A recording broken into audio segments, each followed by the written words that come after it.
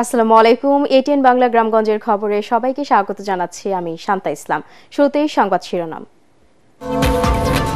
পঞ্চগড়, রাজশাহী ও চুয়াডাঙ্গায় চলতি মৌসুমের প্রথম শৈত্যপ্রবাহ শুরু। তেঁতুলিয়ায় সর্বনিম্ন তাপমাত্রা ৮.৪ ডিগ্রি, তাপমাত্রা আরও কমার পূর্বাভাস। দেশের মর্যাদা ক্ষুণ্ণ করতে একটি পরাজিত শক্তি মিথ্যাচারের মাধ্যমে বিদেশি বন্ধুদের বিভ্রান্ত করার চেষ্টা করছে বললেন জামায়াতের আমির। এবং শীত মৌসুমে বেড়েছে পুরাতন কাপড়ের চাহিদা। এবছর ৭০০ কন্টেইনারে প্রায় ৫৫ কোটি টাকার কাপড় আমদানি। মৌসুমী ব্যবসায়ীদের বাড়তি আয়ের সুযোগ। শুনছিলেন শিরোনাম, এবার জানিয়ে দিব বিস্তারিত সংবাদ। চলতি মৌসুমের প্রথম শৈত্যপ্রবাহ শুরু হয়েছে পঞ্চগড়, রাজশাহী ও চুয়াডাঙ্গা জেলায়। এসব জেলার উপর দিয়ে আজ মৃদু শৈত্যপ্রবাহ বয়ে যাচ্ছে। আর চলতি শীত মৌসুমে দেশের সর্বনিম্ন ৮.৪ ডিগ্রি তাপমাত্রা রেকর্ড করা হয়েছে পঞ্চগড়ের তেঁতুলিয়ায়। শীত বেড়েছে উত্তরের জেলাসহ আরও কয়েকটি জেলায়। সেই সাথে বাড়ছে ঠান্ডাজনিত রোগের প্রকোপ। সংবাদদাতাদের পাঠানো তথ্য ও ছবি নিয়ে আরও জানাচ্ছেন আশিকুর রহমান। গেল কয়েকদিন ধরেই দেশে বেড়েছে শীত। কোথাও কোথাও ভর দুপুরেও মিলছে না সূর্যের দেখা। দুপুরের পর থেকে হালকা কুয়াশার সঙ্গে উত্তরের হিমেল বাতাসে বেড়ে যায় শীতের দাপট। এরপর রাতভর ঘন কুয়াশার চাদরে ঢেকে যায় জনপদ। শুক্রবার পঞ্চগড়ের তেঁতুলিয়ায় সর্বনিম্ন তাপমাত্রা রেকর্ড করা হয়েছে ৮.২ ডিগ্রি সেলসিয়াস, যা চলতি মৌসুমের সবচেয়ে কম। এই জেলায় প্রতিদিনই কমছে তাপমাত্রা।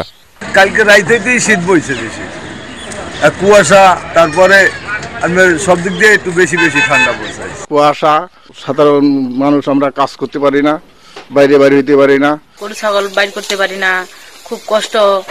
অনেক বেলা হয়ে গেছে, তারপর বেলা দেখা যায় না। হাড় কাঁপানো শীতে দিন মজুর, কৃষি শ্রমিক সহ খেটে খাওয়া মানুষ পড়েছেন দুর্ভোগে। ঠিকমতো কাজে যেতে পারছেন না তারা। খড়কুটো জ্বালিয়ে শীত নিবারণের চেষ্টা করেছেন কেউ কেউ। শীতজনিত নানা রোগে আক্রান্ত হচ্ছেন শিশু ও বয়স্করা। ঠান্ডা, কাম কাজ করতে পারি না, ঠান্ডাতে আগুনটা বেশি, বাচ্চা কাচ্চালার অসুখ হচ্ছে, ডায়রিয়া, নিউমোনিয়া। কাজ না করলে আমরা আমাদের সংসার কিভাবে চলবে? আমাকে পেট চালানো লাগবে না, আমাদের খাওয়া দাওয়া লাগবে, কারণ বাজারে দুর্মূল্য বাজার। চুয়াডাঙ্গায় বয়ে যাচ্ছে মৃদু শৈত্যপ্রবাহ। এদিন মৌসুমের সর্বনিম্ন তাপমাত্রা ৯.৮ ডিগ্রি সেলসিয়াস রেকর্ড করা হয়েছে। তাপমাত্রা কমে যাওয়ায় বিপাকে পড়েছে খেটে খাওয়া নিম্ন আয়ের মানুষ। আবহাওয়া অফিস জানায় চুয়াডাঙ্গায় তাপমাত্রা আরও ২ দিন কমতে পারে।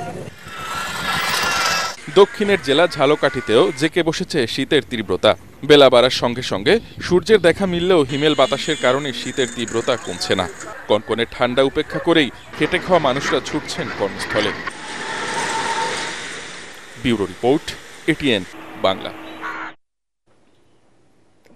দেশের মর্যাদা ক্ষুণ্ণ করতে মিথ্যাচারের মাধ্যমে বিদেশি বন্ধুদের বিভ্রান্ত করার চেষ্টা করছে একটি পরাজিত শক্তি। এমন মন্তব্য করেছেন জামায়াত ইসলামের আমির ডাক্তার শফিকুর রহমান।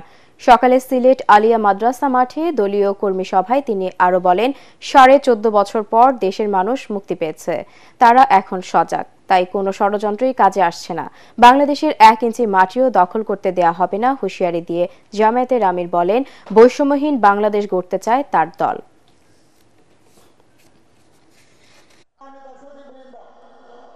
দেশের প্রতি ভালোবাসা একটা মহলের এখন সহ্য হচ্ছে না।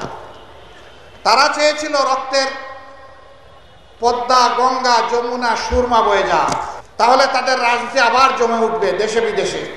এটা না হওয়ার কারণে এখন তারা অশান্তিতে আছে, এখন তড়পাচ্ছে, দেশের বিরুদ্ধে মিথ্যা প্রপাগান্ডা করছে। দেশ থেকে করছে, বিদেশ থেকে করছে।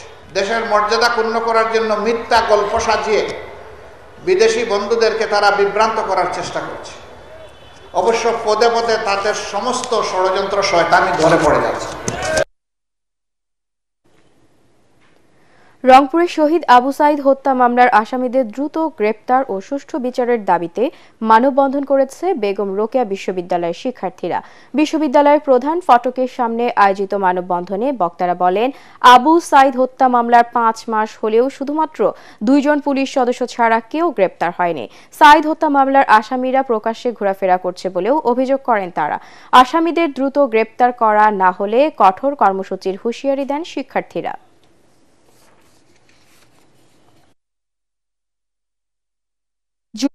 জাহাঙ্গীরনগর বিশ্ববিদ্যালয়ে হামলাকারী ও হামলার সাথে জড়িতদের বিরুদ্ধে আইনগত ব্যবস্থা ও বিচার নিশ্চিতের দাবিতে মানববন্ধন করেছে শিক্ষার্থীরা। বিশ্ববিদ্যালয়ে কেন্দ্রীয় শহীদ মিনারের সামনে গণ অভ্যুত্থান রক্ষা আন্দোলনের ব্যানারে এই মানববন্ধন করেন তারা। মানববন্ধন কর্মসূচি থেকে শিক্ষার্থীরা অভিযোগ করেন, জুলাই বিপ্লবে জাহাঙ্গীরনগর বিশ্ববিদ্যালয়ে শিক্ষার্থীদের উপর হামলাকারীদের এখনও বিচারের আওতায় আনা হয়নি এবং তাদের বিরুদ্ধে কোনো আইনগত ব্যবস্থাও নেওয়া হয়নি। দাবি আদায়ের প্রয়োজনে আগামীতে কঠোর আন্দোলনের ডাক দেয়া হবে বলেও জানান শিক্ষার্থীরা।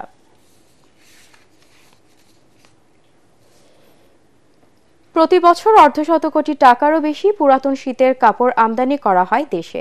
চট্টগ্রাম বন্দর দিয়ে আমদানি করা এসব কাপড় চাহিদা অনুযায়ী চলে যায় বিভিন্ন জেলায়। এসব কাপড়ের ব্যবসায় জড়িত প্রায় 10 লাখ পাইকারি ও খুচরা ব্যবসায়ী।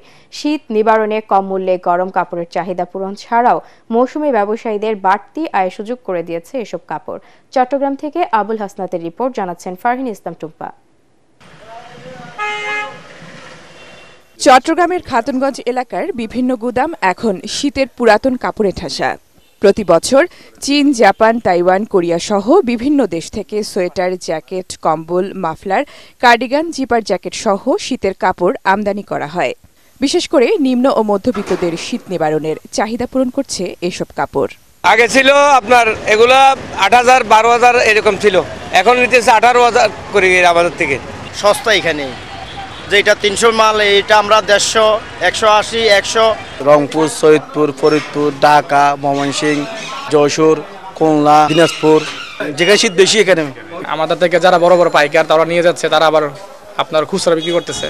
উন্নত দেশে ধোয়ার খরচ বেশি হওয়ায় অনেক কাপড় দ্বিতীয়বার ব্যবহার করা হয় না। সেসব কাপড় কিনে অনুন্নত দেশগুলোতে বিক্রি করা হয়। মান ভালো হয় সব শ্রেণীর ক্রেতাই কিনছেন এসব কাপড়, ফলে এর চাহিদা বেড়েছে। লাভ থাকে মোটামুটি, কখনো ভালো পরে কখনো খারাপ পরে। পুরান কাপড় তো কম দামে পায় তো সব জায়গায়, সেটার জন্য এটাও ভালো চলে। শীত আসলে গাইড কাপড়গুলি খুবই ভালো চলে। আমি রংপুর গেছিলাম 3 দিন আগে, রংপুর মার্কেট থেকে দেখলাম তারা ক্রয় করতে।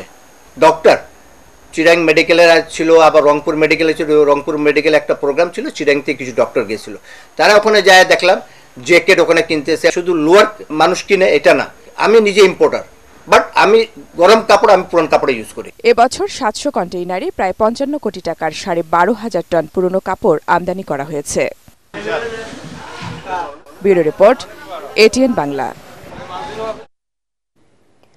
দেশের শীর্ষস্থানীয় ব্র্যান্ড ইস্পাহানি মির্জাপুরের উদ্যোগে মাতৃভাষা বাংলা নিয়ে সবচেয়ে বড় মেধাভিত্তিক TV reality show Ispahani Mirzapur Banglabid Khulna বিভাগের বাছাই পর্ব অনুষ্ঠিত হয়েছে।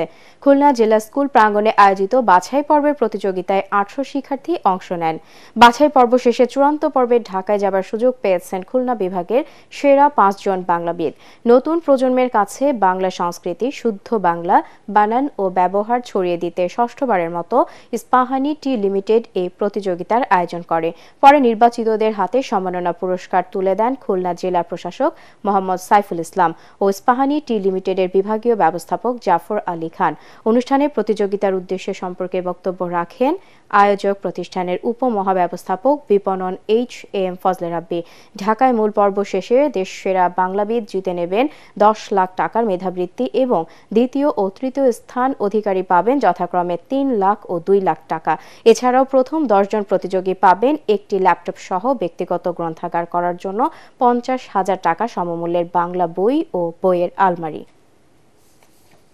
ইস্পাহানি মির্জাপুর বাংলাবিদের করার পিছনে মূল উদ্দেশ্য কিন্তু হচ্ছে বাংলা চর্চাকে সঠিক জায়গায় রাখা, বাংলা সাহিত্য, বাংলা চর্চা, বাংলা ঐতিহ্য যেন আমাদের কাছ থেকে হারিয়ে না যায়।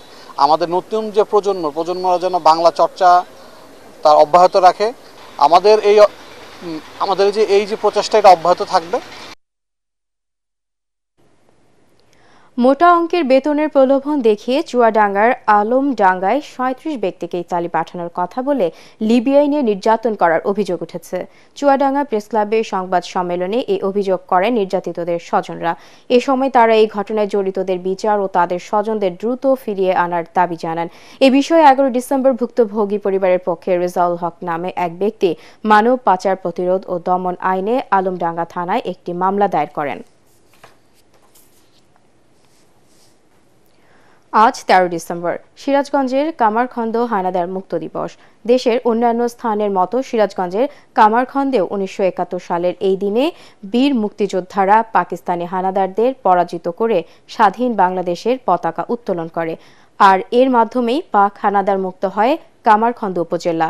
এই উপলক্ষে স্থানীয় উপজেলা প্রশাসন ও মুক্তিযোদ্ধাদের যৌথ উদ্যোগে সকালে স্থানীয় স্মৃতিসৌধে পুষ্পস্তবক অর্পণ করা হয়। পরে স্থানীয় উপজেলা অডিটোরিয়ামে আলোচনা সভা ও দোয়া মাহফিল অনুষ্ঠিত হয়। সুন্দর আগামীর জন্য স্কাউটিং এই স্লোগানে লালমনিরহাটে শুরু হয়েছে 2 দিন ব্যাপী পঞ্চম উপজেলা ক্লাব ক্যাম্পুরি। সকালে লালমনিরহাট কালেক্টরেট মাঠে ক্লাব ক্যাম্পুরি উদ্বোধন করেন জেলা প্রশাসক HM Rakib Haider, police super Tarikul Islam, স্থানীয় সরকার বিভাগের উপপরিচালক রাজীব আহসান ও সদর উপজেলা নির্বাহী অফিসার জান্নাত আরা ফেরদৌস সহ অন্যান্যরা এই সময় উপস্থিত ছিলেন। ক্লাব ক্যাম্পুরিতে সদর উপজেলার 38টি প্রাথমিক বিদ্যালয়ের 266 জন শিক্ষার্থী, শিক্ষক ও কর্মকর্তা সহ 350 জন অংশ নিচ্ছেন।